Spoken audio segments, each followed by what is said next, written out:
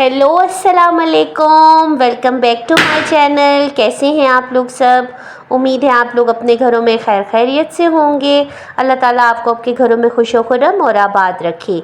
तो आज ही मैंने व्लॉग का आगाज़ किया शोरबा चावल बनाने से।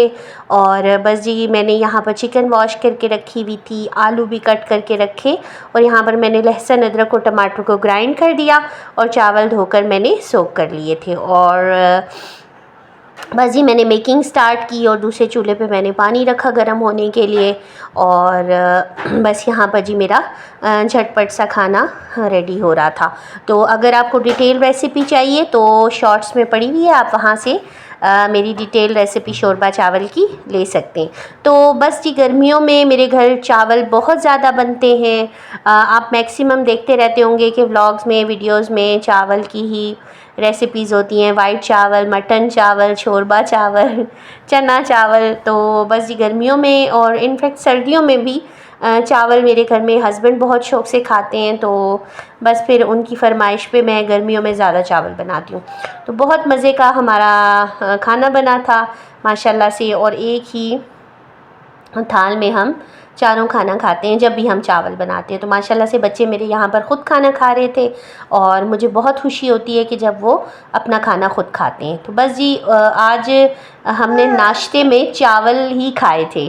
तो हम उठे लेट और बस मैंने क्विक सा जल्दी जल्दी से मैंने चावल बनाए, जैसे मैंने फ्रूट्स वगैरह दिया बच्चों को। और उसके बाद हमने खाना खाने के बाद बनाई चाय। तो बस यहाँ पर जी मैंने सेम चाय बनाई, एक कप अपना और एक हस्बैंड के लिए। और बच्चे खाना खा चुके थे तो उन्होंने चाय फिर नहीं पी।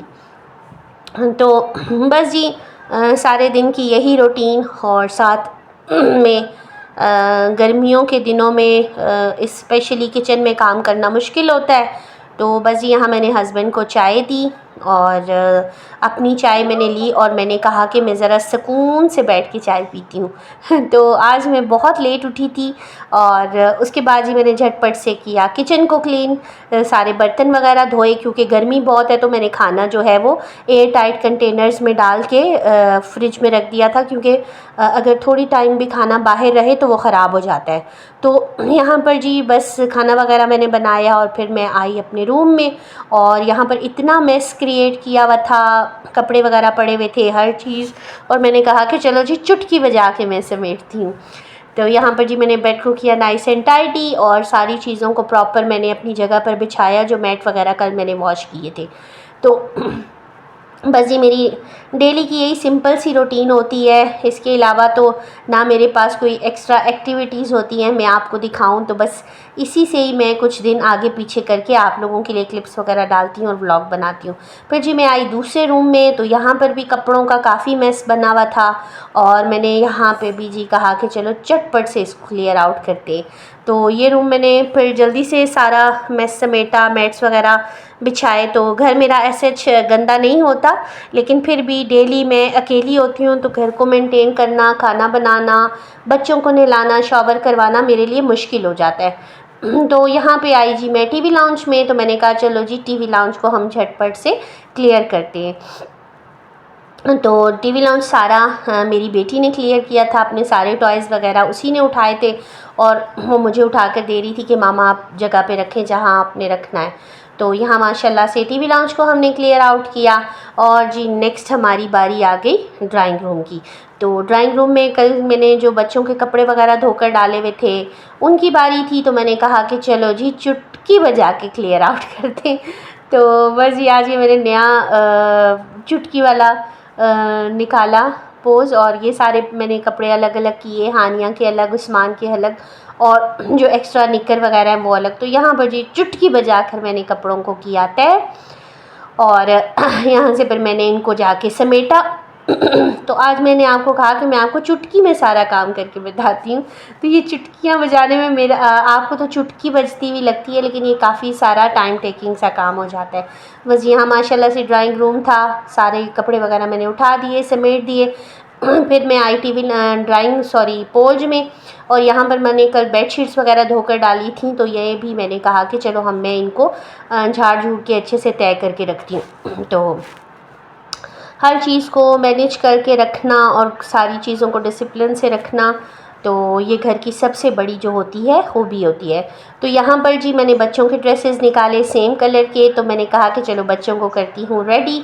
तो आज मैंने हानिया को शावर करवाया था और उस्मान माशाल्लाह से उसने आज हमें लिफ्ट ही नहीं करवाई, तो वो गया अपने बाबा के साथ जाके हेयर कट करवा कर आया और आके शावर लेके अपने बाबा से, और ये रेडी हो चुका था।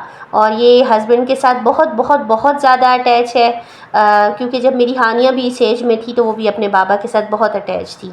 तो बस यहाँ मैंने निकाला अपना ड्रेस और मैंने कहा कि चलो जी चुटकी बजा के रेडी हो जाते हैं। तो बस यहाँ जी मैं रेडी हुई और फिर हम लोग गए आज ग्रॉसरी करने के लिए, जो हम मंथली ग्रॉसरी करके लाते हैं। तो बस यहाँ हम गए थे ग्रॉसरी के लिए।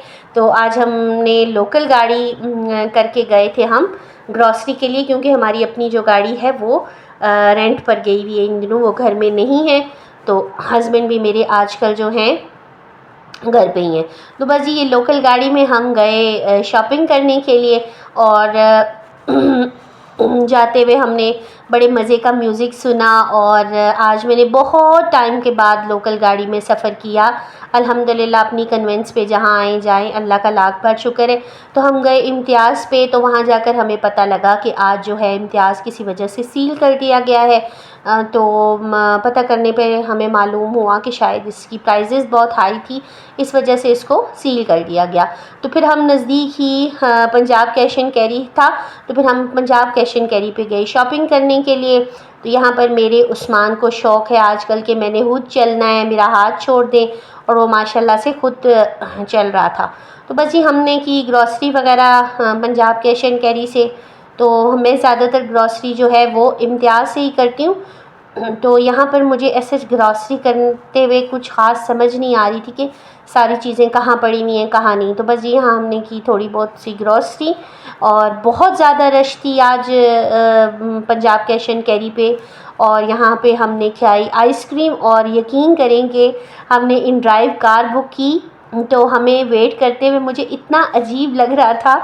तो जाते हुए लिटरली हमें वही कार वापस मिली जिस पे हम गए थे इम्तियाज़, और उसी पे हम वापस घर भी आए। तो जब हमने राइड की दोबारा, तो उसी लड़के ने रिसीव की दोबारा, और फिर हम उन्हीं के साथ वापस अपने घर आए। और बस यहाँ हम आकर पहुँचे घर और हमने खोला लॉक शॉक। और विदाउट कार हमें थोड़ा सा मुश्किल हो जाता है बच्चों के साथ, लेकिन अल्हम्दुलिल्लाह अब ऐसे कार्स वगैरह अवेलेबल हैं, तो हम क्विकली अपनी ग्रॉसरी करके आ गए थे। तो बस जी यहाँ पे मैं लाई ग्रॉसरी करके, तो मैंने कहा कि मैं इस सारी ग्रॉसरी को समेटती हूँ और सारी चीज़ों को प्रॉपर अरेंज करके रखती हूँ। तो यहाँ पर जी मैंने चुटकी बजाकर ग्रॉसरी क्लियर आउट की। तो बस जी सारे कंटेनर जो जार्स वगैरह खाली हुए थे स्पाइसेस से, वो मैंने रिफ़िल किए, और फिर सारे सामान को मैंने प्रॉपर अरेंज करके रखा। और फिर मैंने उसके बाद जी खाना गर्म होने के लिए रखा। शोरबा चावल मेरा बना हुआ था, मैंने फ्रिज से निकाल के उसको गर्म होने के लिए रखा।